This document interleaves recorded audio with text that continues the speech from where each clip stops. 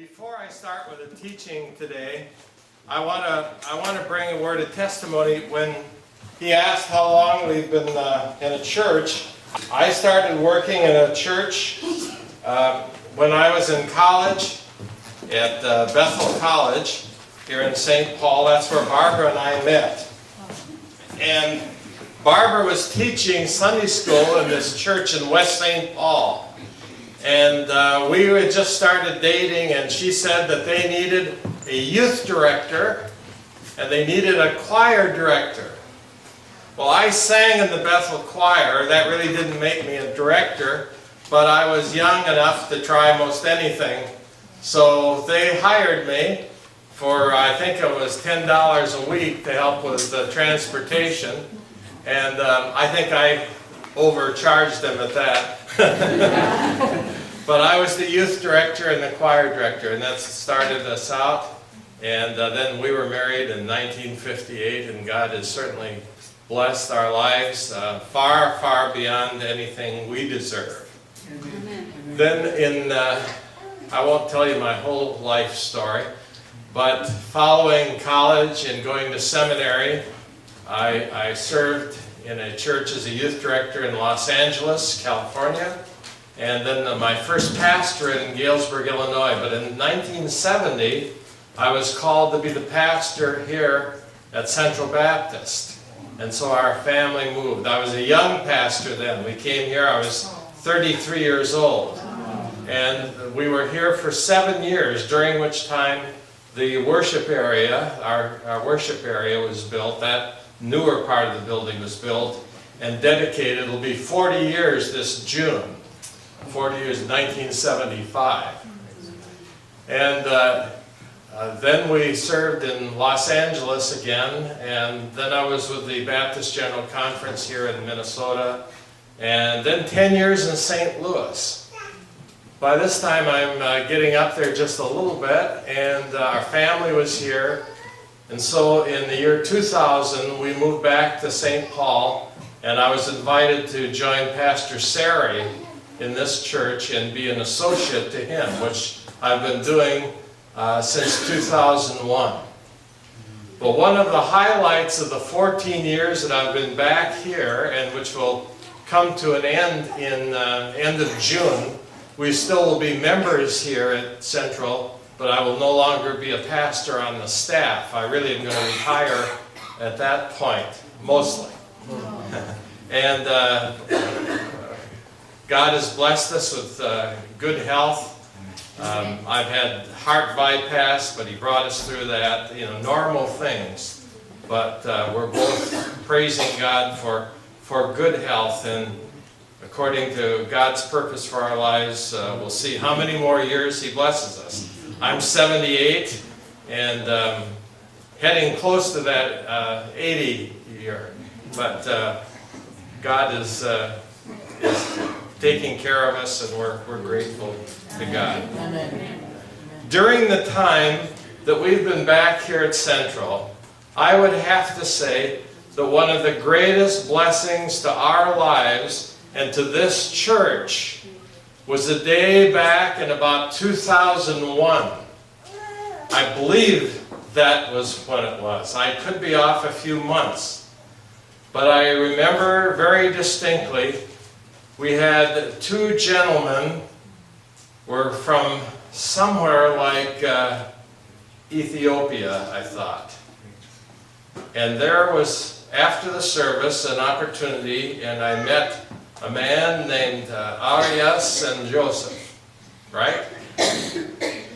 What year was that? Was that 2001? I believe it was. I think in the fall. And as we talked, it was clear that they were interested in a place to meet with other Eritrean brothers and sisters. They had a handful of friends and brothers and sisters at that time, and they wanted a room to meet. Would it be possible to meet here at Central Baptist? Well, we hit it off right from the beginning. It was obvious that they were men of God, men of sincerity, and with a vision. And then there were others back in that day a small nucleus that came. And Central Baptist opened its doors to this wonderful group of Eritreans. And you know your own story, how over the years God brought other people to you, and you had people come to know Christ, and you had baptisms, and you've had weddings, and you've shared life together here in this place. And that's been a great, great blessing to Central Baptist Church. And it's been a great, great blessing to Barbara. And we thank you for that. Now we know that you're in a time of transition. And Central Baptist is in a time of transition. We have a new pastor, and God is using and blessing his ministry.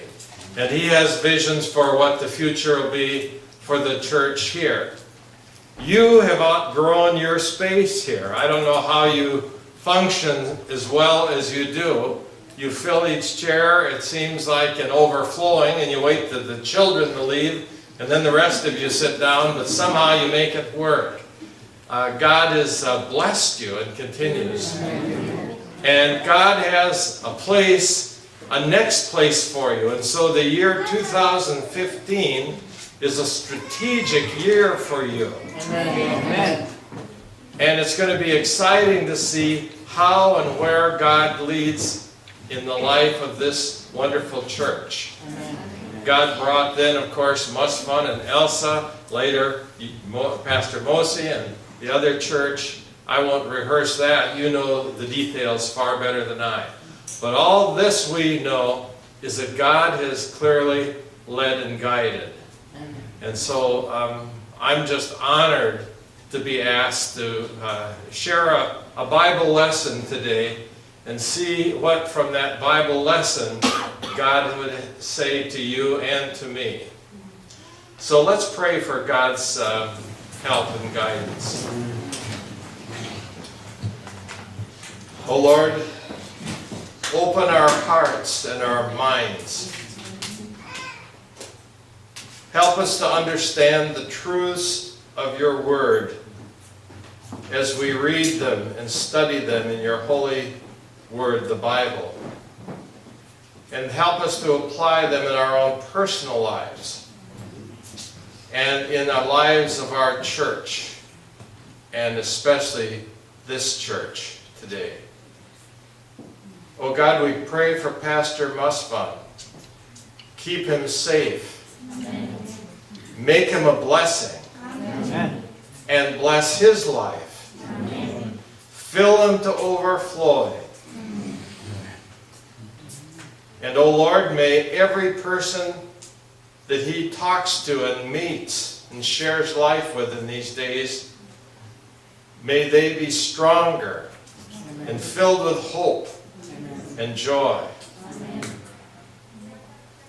Oh God, now as we read your word, bless it to our lives. We pray in Jesus' holy name. Amen. I'm going to read the first chapter of the book of Nehemiah, and then I'm going to ask Pastor Mosi to read it. Let me just say this. I'm sure that many of you know the story of Nehemiah. Ezra and Nehemiah belong together, really, because they're part of the exile when King Nebuchadnezzar, back in the 5th century, 486 BC to be exact, plundered Jerusalem, destroyed the temple, destroyed the gate and the wall around Jerusalem that protected it, and took the exiles, took the people from Jerusalem to Persia under Nebuchadnezzar's reign. He left a small group there, but he took all the movers and shakers, all the people with education, all the people with wealth, all the people with influence. He sort of left what the world would say the nobodies, the powerless, and took everyone else to Persia. You can imagine the condition of the city of Jerusalem, that magnificent city that symbolized the power and the purpose of God for Israel. And even the gates and the walls, so there was no protection. The other enemies in the area could plunder it further at will. But God's people prayed. Some, of course, got very discouraged. I don't know, I don't have to tell you what it must be like to leave the land you love, the place of your forefathers, and leave relatives, and leave friends and family, and go someplace where you're not even sure you're going, but you have to leave. You've been through that, many of you. Musfan, Pastor Musfan, is now ministering to and talking with people that are on that journey. That is something like the people in exile that were in Persia. And during that time, they were encouraged. You remember Jeremiah said, plant gardens, live life. Don't just stop hoping and working. Have children, love and be loved, live life. And many did that. One of the Psalms includes the words of those who are in exile. It says, how can we sing the Lord's song in a strange land? And I'm sure many of you felt that. And that's why it was so important to be together with brothers and sisters who could sing the same songs with the same tunes, with the same backgrounds and meaning. And that's why when you sing and why your worship, I believe, is so vibrant and so sincere. And though I walk through the door and don't understand a word of what you're saying, it's clear to me that it's praise to Almighty God. Amen. God the Father, God the Son, God the Holy Spirit. Amen. And giving thanks for your salvation. And praising Him for yesterday. And praising Him for today. And praising Him for what tomorrow shall be. Amen. Well, it's in that spirit that we meet Nehemiah. And I will read it first, and then we'll have it read. In the month of Kislev, in the 20th year, while I was in the citadel of Susa, Hanani, one of my brothers, came from Judah with some other men. And I questioned them about the Jewish remnant that survived the exile, and also about Jerusalem. In other words, my brother, what's it like? How are they getting along? Tell me about it. They said to me, well, those who survived the exile and are back in the province are in great trouble and disgrace. You want the truth? Truth is, it's not good. It's hard. There's freedom. There's not freedom. And it's disgraceful. We love Jerusalem. We love the temple, and it's in shambles. It's a disgrace to God. And we're deeply sorrowful. The wall of Jerusalem is broken down, and its gates have been burned with fire.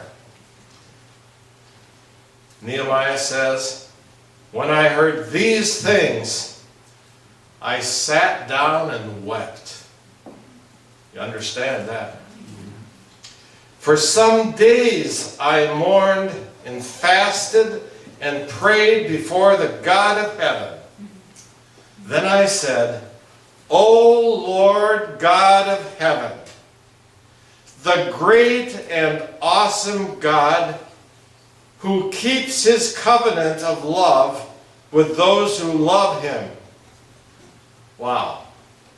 What a wonderful way to begin a prayer.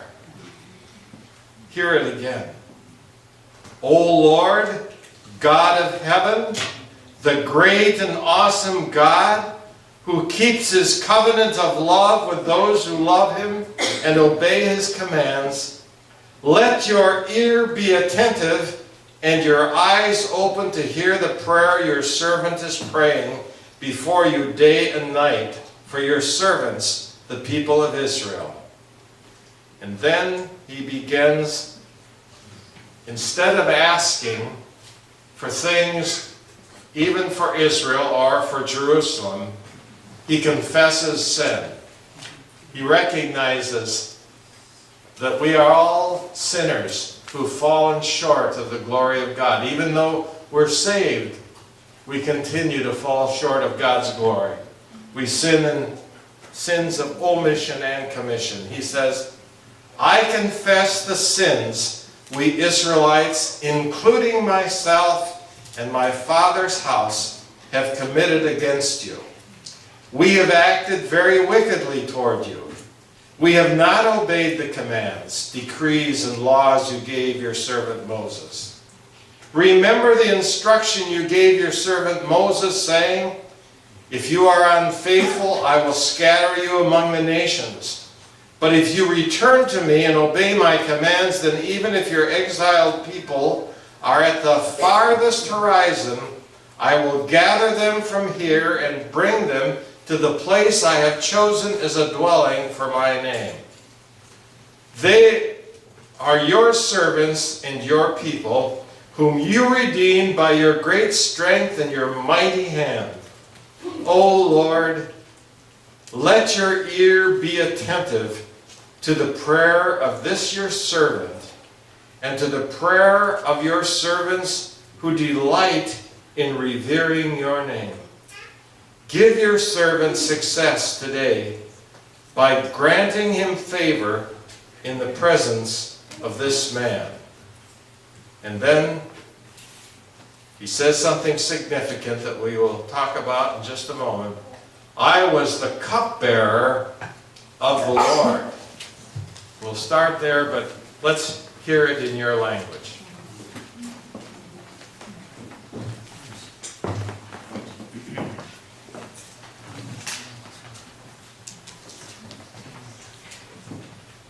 زربا نهميا ود حكاليا كنا دما كمبل أسرع عمت أول حكسلو أنا أبجم بسوسان نبركو حناني حدا خاب حواتين جلس كبيهودان مزو أنا دما بزعبا أتوم زملتون كمركز طرف أيهودن زعبا يرساليمن حتى تكوم نساتهم دما أتوم زدحنن أتوم كمركز طرفون أبو أبتهاجر بوزح بكران صرفن يوم زنبر زلو مكابي يرساليم كأفريسو دقيتاتاون بحاونا ليدوبرني كنا دما الزرباز نسمعكو حيالو معالتي حزينة النابخو تقمتكو أبقد ما أملاخ سماي دما أتصومن أتصلن نبرو بلكوخا وكزيابير أملاخ سماي عبين مفرهن أملاخ نظم زبروخان تزازكا دمان زحلون كيدان كان محرد كانت تحلو اتنعاقز بدرنا يحق يدك إسرائيل زأمونا زلو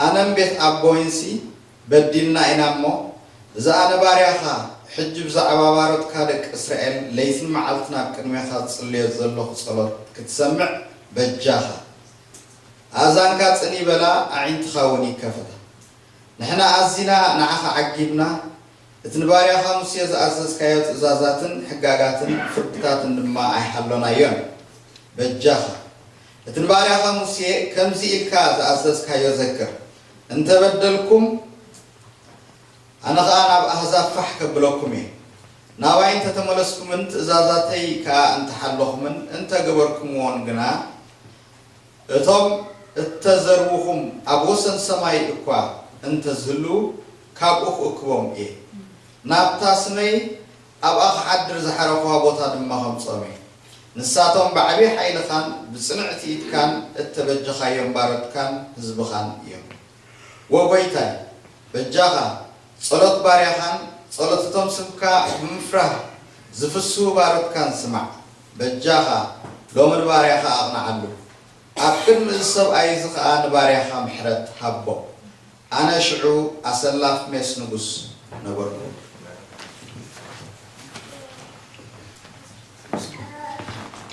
I was the cupbearer to the king. That means that he was the king's chief associate. Now, I read that meant that he was very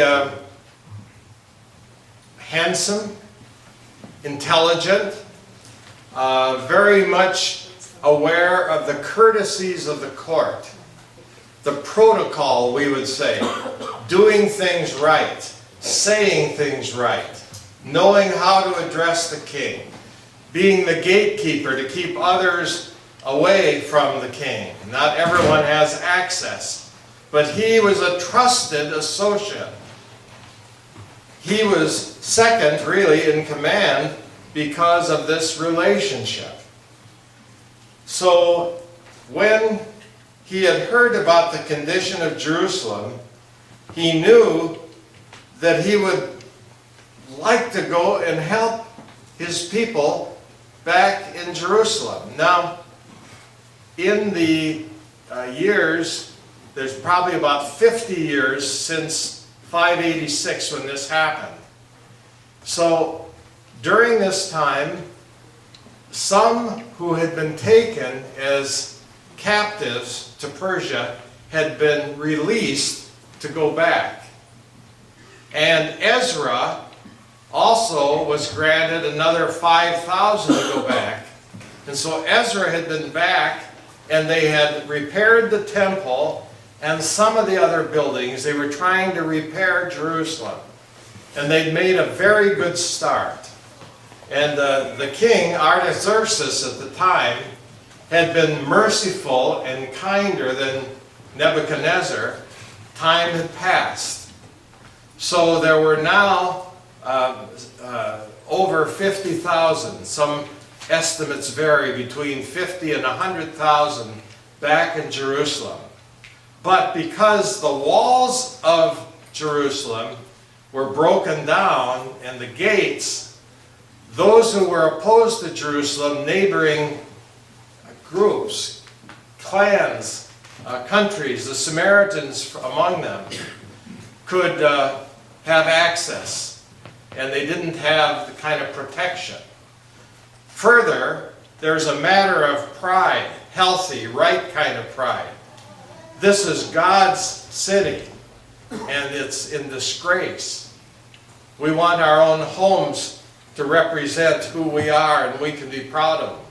We want our church to look a certain way, that we can use it, yes, but we can be proud of it. Which, by the way, let me parenthetically say something. You have used our building so effectively. And one of my great joys is to come by on a Sunday afternoon when you're having your fellowship and you're eating, and the children are having their good time, and you're talking and fellowshipping with one another. And then, when it's over and you're ready to go, out of it, almost like magic, you got men and women cleaning up, and when you leave, it looks absolutely beautiful. And we thank you from Central Baptist. Because this building is dedicated to the glory of God. Amen. So it ought to reflect cleanliness and orderliness and usability, which it does. And you have been so faithful in joining with us in that. So I just put in a little plug there about that. But Nehemiah was concerned then about the city. So what's he going to do about it? Well, he started with prayer after he heard the concern. And then he prayed. If you work out, you know, the different months and years that are mentioned here. I read in the commentary that he prayed for 4 months before he went to the king. Now, when he first heard it, he was deeply troubled, and he prayed to God, this beautiful prayer. But then for 4 months, he prayed day and night for wisdom. And finally, we read in the 2nd chapter, in the 20th year of King Artaxerxes, when wine was brought for him, he said, I took the wine and I gave it to the king. He said, I had not been sad in the presence of the king. Well, that's understandable. If you're the king's chief aide and helper, you don't want a depressed, complaining, sourpuss kind of person around. You want someone cheerful. And so he made sure that when he's in the presence of the king, that he was at his best. But on this day, he couldn't hide his feelings. Have you ever been that way? You know, you try and project yourself the best you can. Sometimes at home, your husband say to you, "What's the matter? Well, something's bothering you." No, everything's okay. No, something's bothering you. Or your wife says that to your husband. You're awfully quiet. You're not telling me anything. We all have those kind of days, don't we? And so he comes to the king. The king notices it, and here's what the king says. "Why does your face look so sad when you are not ill? This can be nothing but sadness of heart." The king was very perceptive. Now, Nehemiah says, "I was very much afraid." Well, he knows the king doesn't want someone to be discouraged and sad and depressed. He says he's discouraged. He said, "May the king live forever." But then he's honest. He says, "Why should my face not look sad when the city where my fathers are buried lies in ruins, and its gates have been destroyed by fire?" The king said to me, "What is it you want?" You know, well, what do you want to do about it? That was his opening. And then he says, "Then I prayed to the God of heaven, and I answered the king." I want to mention something here. I said earlier that he'd been praying about this for 4 months. Now the king gives him an opening, and he said, "I prayed to the Lord." How long do you think he prayed? He had prayed 4 months. Now he prayed about 4 seconds. There's a place for quick prayers too. Amen. Especially when they've been backed up by longings of our heart that have been poured out before God. I think it was just a quick say, "Lord, help me now." God hears those prayers, and he was trying to calm his spirit and take advantage of the opening the king gave him. And he said, "Then I prayed to the God of heaven, and I answered the king." And he'd been thinking about it, obviously, because he goes in detail on what he wants. He says, "If it pleases the king, and if your servant has found favor in his sight, let him send me to the city in Judah where my fathers are buried so that I can rebuild it." In other words, I want to take a leave of absence. I want to be gone for a while. Please release me. Now think of that from the king's standpoint. Nehemiah had obviously been a trusted aide. You know what it's like if there's somebody that you're working with or working for you and they're all of a sudden gone. You don't just replace them easily. So this was a sacrifice for the king. And Nehemiah was asking for something quite big. But listen more. He said, "I want to go where my fathers are buried so that I can rebuild it." Then the king with the queen, I think it's good that the queen was there too. She heard him saying it. With the queen sitting beside me, asked me, he said, "Well, how long will your journey take? And when will you get back?" It pleased the king to send me, so I set a time. I said to him, "If it pleases the king, may I also have the right passports and all the materials I need." He says, "If it pleases the king, may I have letters to the governors of the Trans-Euphrates so that they will provide me safe conduct until I arrive in Judah.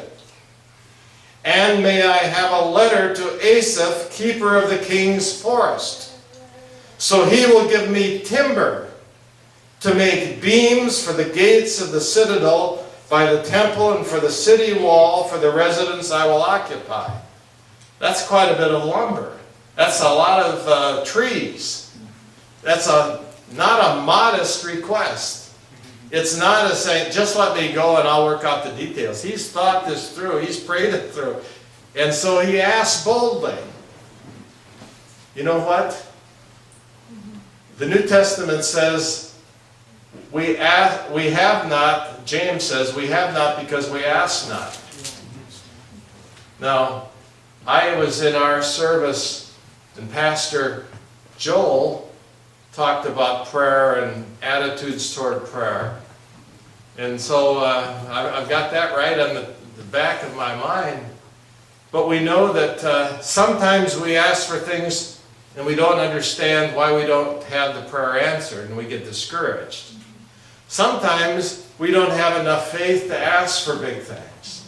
Sometimes we ask for things that are really very petty and self-centered.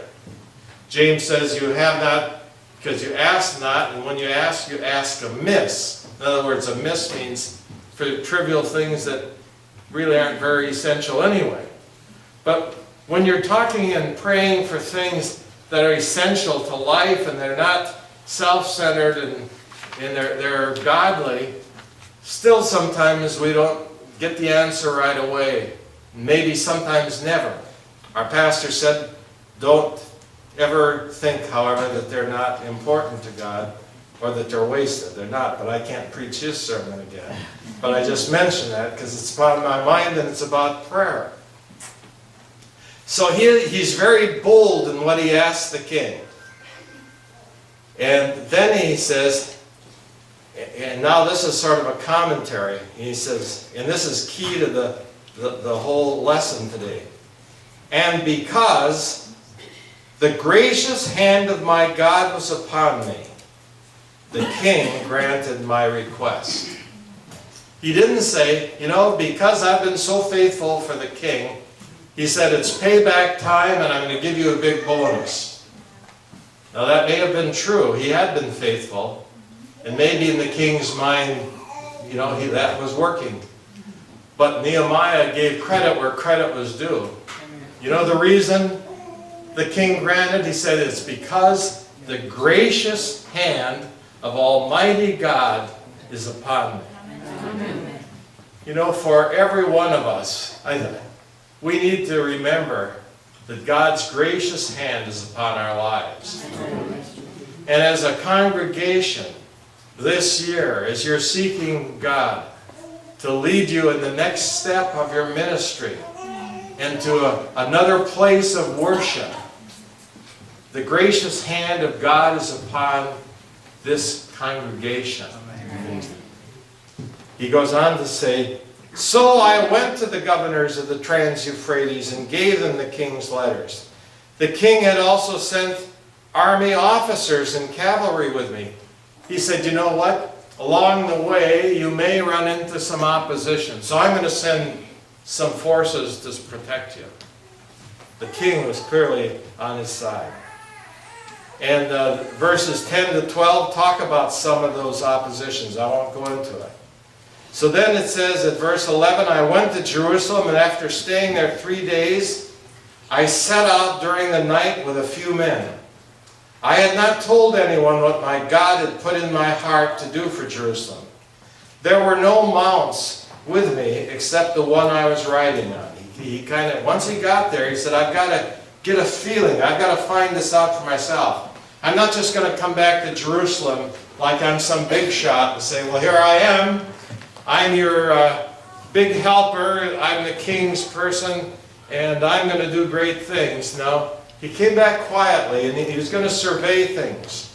He says, by night I went through the valley gate, examining the walls of Jerusalem, which had been broken down, and its gates, which had been destroyed by fire. Then I moved toward the fountain gate and the king's pool, but there was not enough room for my mount, for my donkey or horse to get through.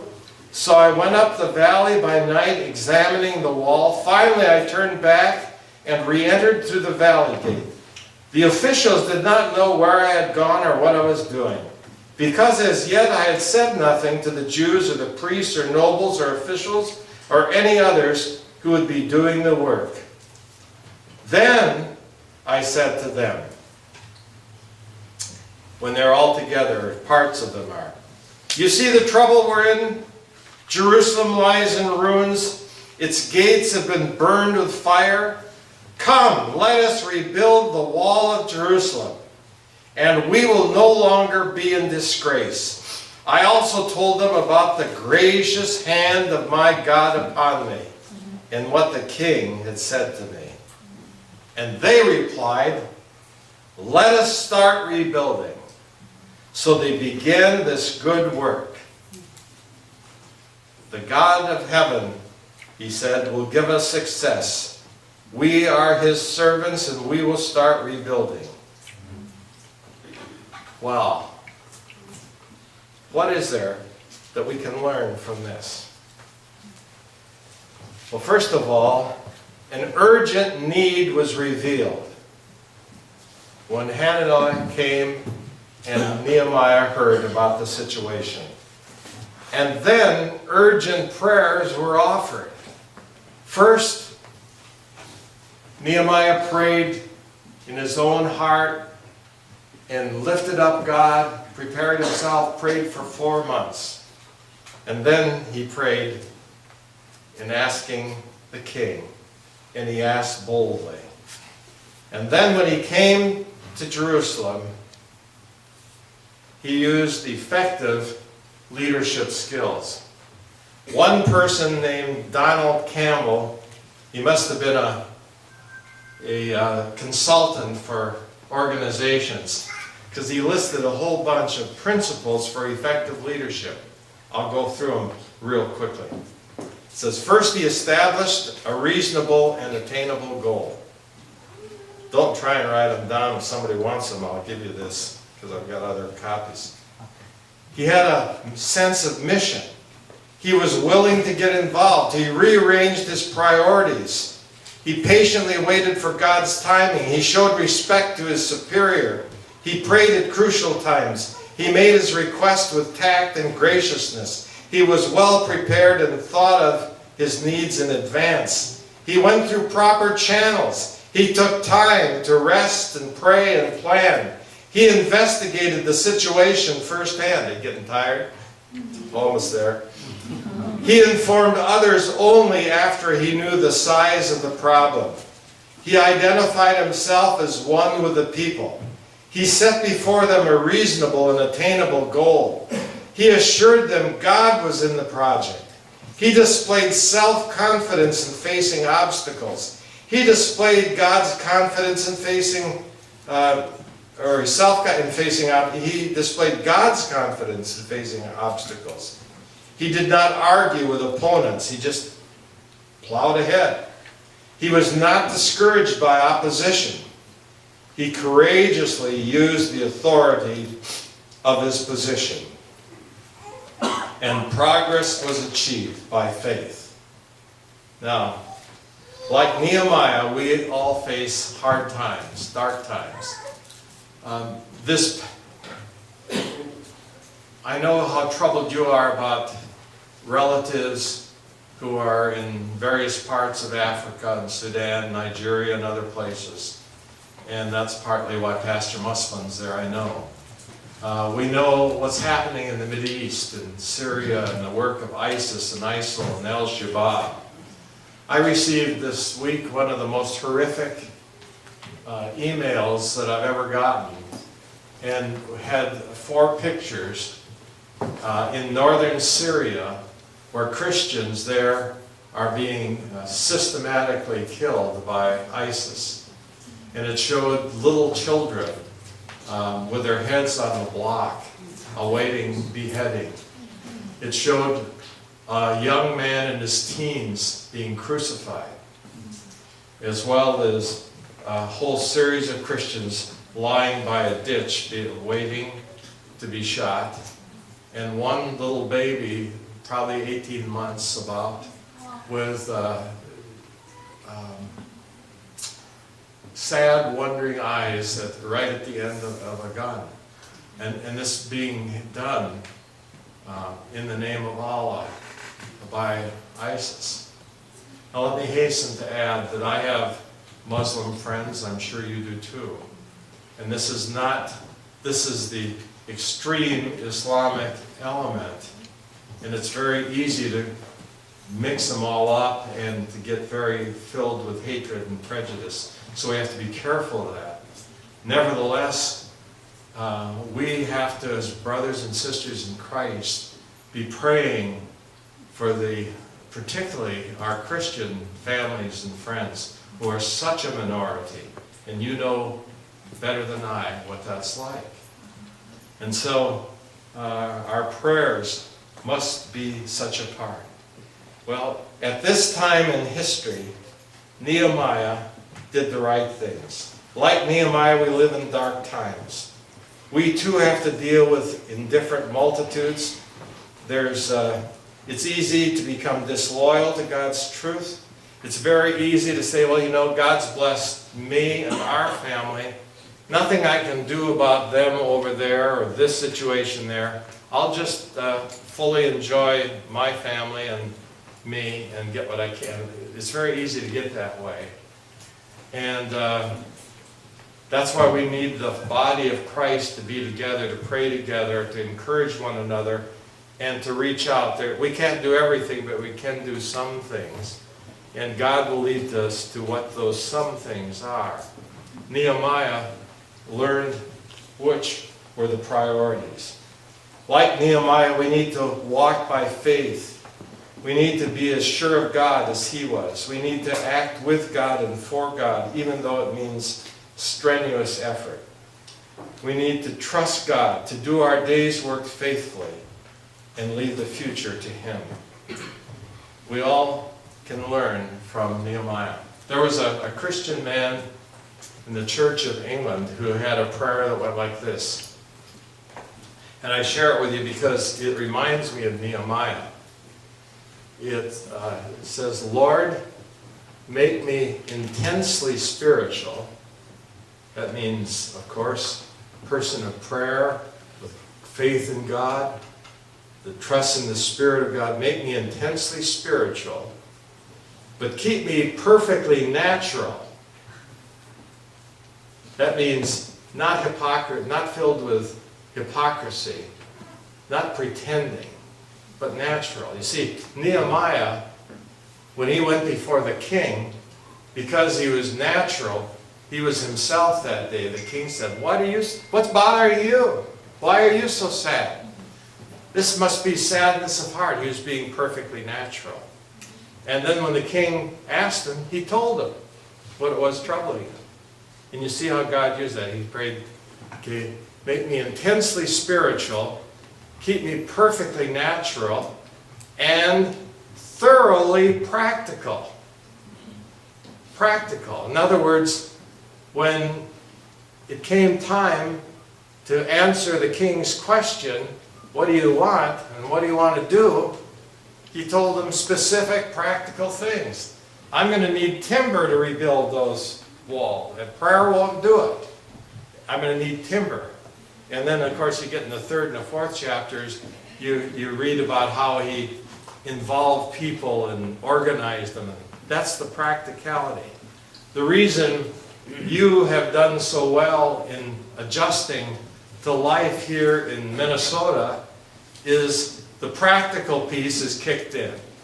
You've learned what it means to do what's necessary to live.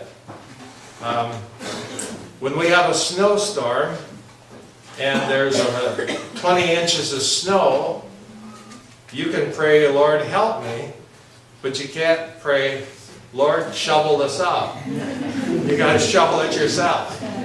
And that's why this is such a prayer of Nehemiah, it seems to me. Lord, make me intensely spiritual, keep me perfectly natural and thoroughly practical.